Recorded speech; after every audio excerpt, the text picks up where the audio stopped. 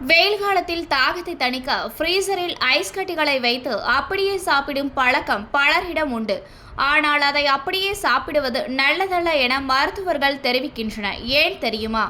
நீங்கள் ஐஸ் கட்டிகள் என்பது வெறும் தண்ணீர் கட்டிகள் தானே, அதை அப்படியே குடிப்பதும் கட்டியாக்கி குடிப்பதிலும் என்ன வித்தியாசம் உள்ளது என நினைக்கலாம். ஆனால் அவை பல உடல் ரீதியான பின்விளைவுகளை ஏற்படுத்தும் என சமீபத்தில் வந்த ஆய்வுகள் தெரிவிக்கின்றன. சிலர் ஐஸ் கட்டிகளை மிகவும் விரும்பி உண்பார்கள். அவர்கள் உண்பதை பார்க்கும் போது எதிரில் இருப்பவர்களுக்கே பற்கள் கூசும். ஆனால் அவர்கள் ரசித்து கடித்து உண்பார்கள்.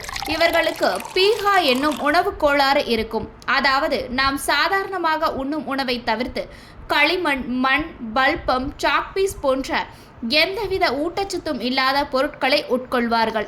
ஐஸ் கட்டிகளுக்கு பற்களை சிதைக்கும் வலிமை உண்டு. அவை அதிக பற்கூச்சத்தை ஏற்படுத்தும். சில சமயம் பற்களை உடைக்கும் தன்மையும் ஐஸ் கட்டிகளுக்கு உண்டு. பற்கள் மட்டுமல்லாமல் ஈறுகளையும் சிதைக்கும்.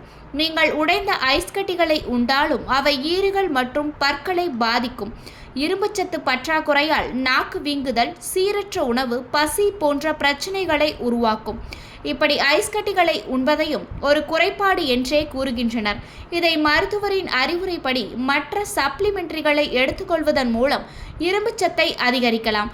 அதே சமயம் ஐஸ் கட்டி உண்பதையும் தடுக்கலாம்.